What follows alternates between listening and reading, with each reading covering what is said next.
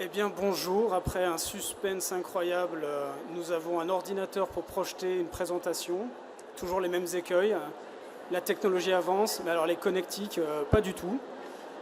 Le petit coup de stress étant passé, je vais pouvoir me consacrer au sujet que je voulais vous présenter aujourd'hui. Donc, bienvenue dans cette session Théâtre 1. J'arrive avec une histoire qui a produit des questionnements. Qui parmi vous connaît le terme maïothèque? Nous avons, oui, 2 personnes. Eh bien, j'espère éclairer les suivantes avec la présentation.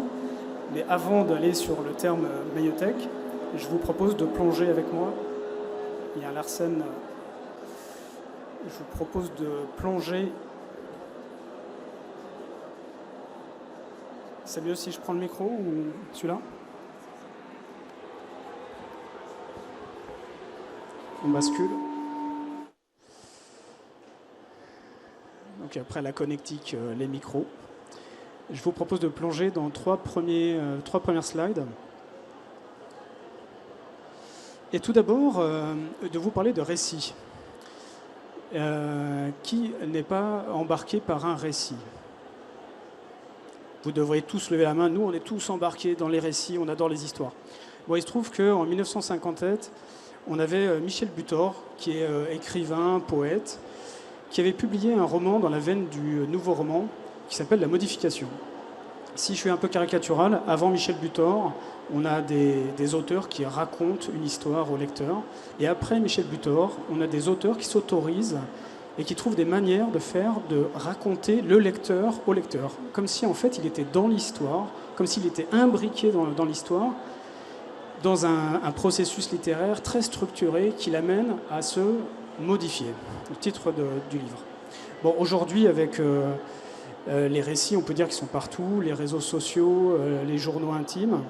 Et puis, voilà GPT et tous les LLM qui arrivent et qui proposent aussi une certaine forme de nouveaux récits.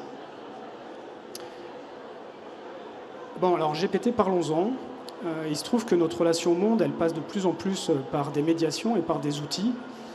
Et ces outils, en fait, nous rapportent les récits, nous rapportent les expériences, nous rapportent les connaissances. Vous avez la chose en tête, on prompte, et hop, on a une connaissance qui déboule. Sauf qu'à quel point, en fait, ces outils, en fait, ils viennent déformer les contenus, les expériences. Et idem pour la relation à soi, à quel point la qualité du miroir que nous tendent ces outils, en fait, va être déformante. Quand on sait le succès des IA dans leur implémentation, il y a de quoi se poser la question sur cette qualité de miroir ou de médiation. Et sur les récits de soi, qu'est-ce qu'ils permettent justement? Est-ce que, si je prolonge la question, ils nous permettent de nous aider à nous sonder, à prendre des positions, à prendre des résolutions? Est-ce que l'IA peut provoquer des sortes de révélations dans notre fort intérieur? Bonne question, je suis là pour essayer d'y répondre. Il se trouve qu'il y a à peu près 2 ans de ça, on s'est justement, chez Humans Matter, donné comme défi non pas d'utiliser l'IA pour être à notre bot et répondre à nos prompts et nous apporter les connaissances, mais plutôt de renverser le paradigme et de dire les IA peuvent nous aider à nous poser des questions et à créer une nouvelle forme de médiation pour créer ces révélations. Alors j'en reviens à maïothèque, parce que je vous avais promis une petite définition. Il se trouve qu'à l'été 2023, approximativement, François Tadei, qui est chercheur en éducation notamment, a publié dans Philosophie Magazine une petite définition, et ce terme qu'on lui attribue, du coup que je le lui attribue, qui dit nous pourrions imaginer des maïothèques, des technologies de la maïotique qui aideraient autant au connais-toi toi-même qu'à connaître le monde. Et bien voilà, le nom de ce qu'on cherchait à faire chez Humans Matter depuis un certain temps était posé. Nous faisons une maïothèque. Et aujourd'hui, je vais vous proposer de découvrir une partie de notre collection maïothèque avec un agent cognitif que nous appelons BuddyIA et qui prend place dans bon nombre de nos solutions. Donc je vais vous les détailler pour faire voir le cheminement que nous avons eu et les différentes implications que ce BuddyIA et ce questionnement peut apporter. Tout d'abord, BuddyIA s'est concentré sur le codev. Donc j'imagine que vous connaissez cette démarche de formation qui se réalise entre pairs. On se réunit, on a une problématique C'est extrêmement puissant. Il y a quelques années, on avait développé une plateforme qui s'appelle WeSuccess et qui permet de faire ça à distance. Donc c'est la transposition directe de la philosophie du codev à distance. Quand l'IA est arrivée, on s'est dit formidable, le design de notre plateforme permet de mettre une intelligence artificielle pour accompagner les consultants et rajouter du questionnement. Donc Budia est arrivé au cœur de WeSuccess. Mais restait un écueil, c'est que pour ceux d'entre vous qui connaissez le codev, c'est très puissant dès lors qu'on arrive avec des problématiques. Si vous arrivez, vous ne savez pas quel est votre sujet, vous allez passer une partie de la séance en fait, à chercher votre sujet avant de pouvoir travailler, de faire travailler un groupe autour de votre problématique. Eh bien, voilà, Budia, nouvelle version, était toute trouvée en amont du codev pour aider à faire ce travail de maïeutique et à questionner les futurs participants sur quels sont les sujets qui les préoccupent et les aider à cheminer pour formuler leur contexte, leur poser des questions très précises, dérouler le fil jusqu'à arriver à une problématique. Et même pas une, 4. Et si besoin, davantage. Donc la personne a cheminé, a eu des propositions de problématiques, et vient préciser son besoin, et hop, derrière le codev est assuré de partir avec une matière très dense, en fait. Donc ça, c'était le codev. Et puis là, pour le plaisir de vous dire que dès les premiers mois, on a eu une note très encourageante sur ce procédé, une note de 4 sur 5 sur les 250 premières utilisations. Bon, alors du codev au coaching, il n'y avait qu'un seul pas, on l'a franchi assez vite. Il se trouve que chez Humans Matter, nous avons différentes solutions. Je vous ai parlé de WeSuccess. La deuxième ici, c'est TwinCorp, qui permet de faire du coaching. Et là, pas du coaching avec de l'IA, du coaching avec des coachs certifiés. Mais par contre, comprenez que le premier rendez-vous, c'est un peu comme le codev. Plus vous arrivez avec des idées claires, plus votre première séance déjà elle est efficace. Le Budia, il est là pour vous poser les bonnes questions, pour vous arriver auprès de votre futur coach avec déjà quelque chose à lui donner à moudre. Et puis après, le processus de coaching, évidemment, fait son œuvre. Codev, coaching, continuons. Mentorat. Mentorat avec un partenaire, Constel Mentorat, qui est une plateforme qui permet de mettre en relation des apprenants et des personnes qui sont passées par un parcours et qui peuvent maintenant être des référents. Eh bien, ici, le service que rend Budia, il y en a deux. Le premier, c'est déjà de sonder le besoin. De nouveau, on pose des questions, on tire le fil, on sonde le besoin pour pouvoir mieux sélectionner le futur tuteur. Donc là, c'est un sujet de matching. Mais le deuxième service que rend Budia, c'est aussi concernant la mesure d'efficacité de ce parcours de mentorat, de la même manière qu'on peut se poser la question de l'efficacité d'un parcours de coaching. Et pour le savoir, en fait, il faut avoir un point de référence, c'est-à-dire un point de départ, un point d'arrivée. Et pour marquer ce point de départ, en fait, Budia, qui aura bien compris le besoin, est capable de faire cette brique, cette marque de départ par rapport à laquelle on va pouvoir juger l'évolution et les parcours qui seraient réalisés avec le coach, avec le mentor. Et donc des notes après qui arrivent par rapport à un parcours de mentorat, ça s'appuie là-dessus, c'est-à-dire on refait le chemin, vous vous souvenez d'où vous êtes parti, vous avez très bien explicité votre besoin, comment vous avez cheminé. Allez, je vous assène des exemples, ça va ? Ah ouais, ça va. Je peux encore en envoyer quelques-uns alors. Toute activité de formation, il y a un moment ou un autre, on veut la débriefer, on veut savoir ce qui s'est passé pour les apprenants, il y a plein de technologies pour ça. Il n'y en a pas tant que ça pour aller au cœur de ce qui s'est passé, c'est-à-dire d'aller interroger, je reviens sur le terme, le fort intérieur des personnes qui étaient dans votre formation, pour comprendre ce qui s'est passé dans sa tête. Et pour faire ça, il y a besoin d'expliciter l'expérience. Et là encore, Budia, donc là sur un exemple avec le jeu La Colline aux étoiles, qui est un jeu qui a été conçu sur un référentiel très précis de soft skills et d'un modèle scientifique de la capacité d'agir. On sait pourquoi il est là, donc on veut vérifier les effets. On veut vérifier ce qui s'est passé dans la conscience des personnes qui étaient dans la formation. Et bien Budia, à la fin, il vient débriefer et il vient poser des questions très précises sur qu'est-ce que vous avez ressenti, à quel moment, c'est rattaché à quoi et pourquoi, etc. Donc à la fois, il fait une évaluation de la formation, il récupère des choses sur ce qui s'est passé pendant la formation, mais comprenez aussi qu'en posant ces questions, il fabrique des liens dans le temps ultime de la formation pour relier encore des choses qui sont passées pendant l'expérience avec la compréhension de la personne. Donc ça lui permet d'accoucher encore quelques ancrages, quelques liens supplémentaires par rapport à l'expérience. Je regarde le timing. On est dans les temps. Ah. Un autre exemple. Vous avez, j'imagine, à un moment ou à un autre, à conduire des enquêtes pour recueillir la perception des personnes dans votre organisation, dans votre école, dans votre établissement. Et pour ça, qu'est-ce qu'on fait? Un questionnaire. Et les questionnaires, un questionnaire bien bâti, c'est robuste, ça a de la valeur, évidemment. Je ne suis pas en train de dire que ça n'a pas. Mais suivant ce qu'on cherche à aller atteindre, en fait, un questionnaire, c'est très rigide, c'est pas du tout personnalisé. Donc il faut suivre, il faut rentrer dans les cases. Vous comprenez ce que ça veut dire de la part du répondant, vous l'êtes tous et toutes comme moi. Et Bedia est à l'opposé de ça. C'est-à-dire que Bedia, il va suivre ce que vous lui dites. À la fois, il a un objectif, c'est comprendre ce qui se passe pour vous et comprendre votre point de vue. Mais il le fait de façon personnalisée. Il rebondit sur votre remarque. Il rebondit sur les points que vous soulignez. Ah tiens, ça vous a posé problème dans la formation? Pourquoi? Expliquez-moi, on va essayer de creuser ensemble. Et puis, l'autre avantage... Regardons tout d'abord les souhaits, où ces grands ensembles se dessinent avec un trio de têtes, accroître l'efficacité, améliorer la qualité et réinventer notre métier.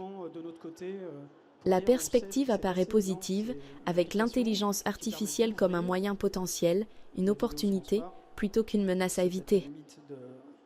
Si l'on regarde à présent les défis, une quarantaine de sous-catégories voient le jour, rassemblées là aussi en grands ensembles. Dans une première approche, nous pouvons regarder la fréquence des défis qu'ils recoupent. Arrive en tête la transformation de l'entreprise, comprenant notamment la gestion du changement et le déploiement d'outils d'intelligence artificielle, déploiement souligné comme devant se faire rapidement. Puis en seconde position, la formation et le développement des compétences. En bas de classement, mais néanmoins présent, apparaît la sécurité et la confidentialité des données. Ce classement est en soi représentatif des sujets qui font surface. Je vais vous parler pour terminer d'un dernier cas d'usage de Bedia pour Essin. Essin, c'est un projet qui vise l'employabilité des apprenants, donc leur donner des clés qui leur permettent sur le temps long d'avoir, d'un point de vue des soft skills, des bases extrêmement robustes. Et l'idée d'Essin, d'essaimer, alors ici c'est une ruche, on peut dire, c'est brouillon et tout, mais l'idée d'Essin, c'est d'essaimer cette méthodologie et de permettre d'insuffler, de nouer des soft skills dans n'importe quel parcours, des parcours existants à rénover, des parcours nouveaux. Eh bien, Bedia, là-dedans, on lui a donné plusieurs rôles.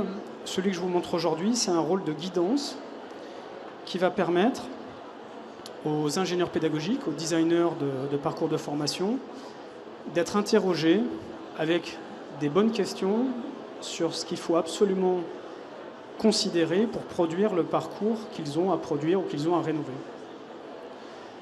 Et là encore, Bedia, alors il a un référentiel derrière, il y a un modèle scientifique, vous aurez reconnu au passage le ROM 4.0, enfin il y a tout l'écosystème de France Travail et on va dire des grandes institutions pour cadrer les questions.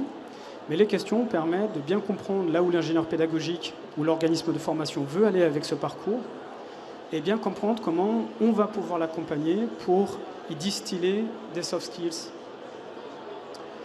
Donc ça, c'est la phase de questionnement.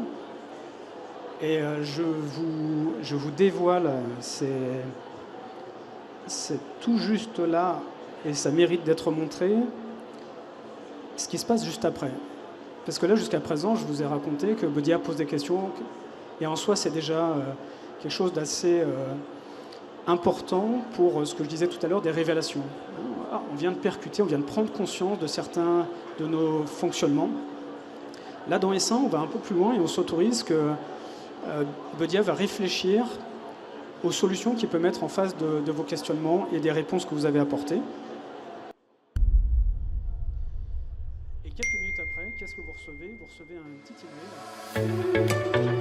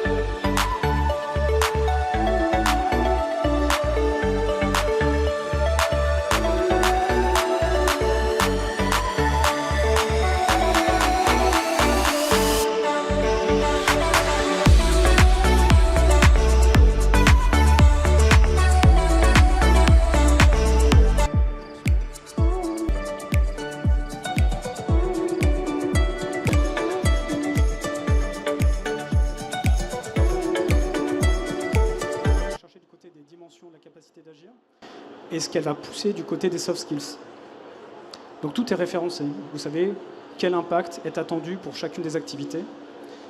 Et donc derrière, dès lors que vous voulez évaluer, on revient, on rebook un petit peu, évaluer votre parcours, vous savez ce que vous cherchez à développer, vous savez les activités qui sont utilisées pour pousser ces compétences, et vous n'avez plus qu'à les évaluer. Et là aussi, j'aurai des solutions à vous proposer. Mais pour terminer,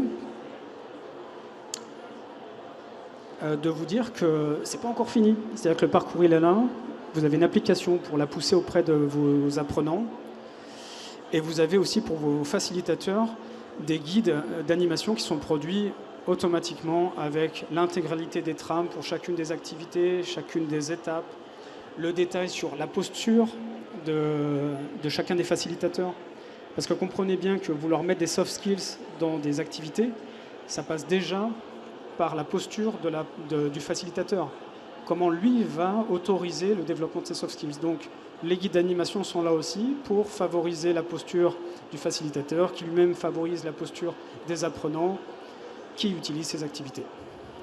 J'espère que la démonstration n'était pas trop pesante. Peut-être en termes de conclusion, parce que j'arrive au bout du temps, et je voulais laisser quelques minutes s'il y avait des questions. J'ai parlé de récits, j'ai parlé de beaucoup de questionnements, des questionnements pour préparer un entretien, pour mettre en relation, pour débriefer, pour faire émerger les représentations et pour guider. Ce que vous pouvez aussi comprendre si vous êtes organisme de formation ou si vous utilisez ce genre de solution, c'est que au-delà d'aider les personnes à se révéler à elles-mêmes, donc ça c'est le projet que François Tadei avait en nommant Maïotech, en fait c'est aussi grâce à la technique et la Maïotech la possibilité pour les RH de consolider des informations pour prendre le pouls d'un collectif, de leur organisation, pour identifier des signaux faibles et ainsi encore mieux personnaliser les approches. Voilà, j'espère que c'était clair. Vous m'avez entendu, c'est très sourd. Je m'entends parler, c'est sourd. Merci pour votre écoute. Et si jamais il y a des questions, là tout de suite, au stand R94 pour S1, ici même pour Maïotech. Merci.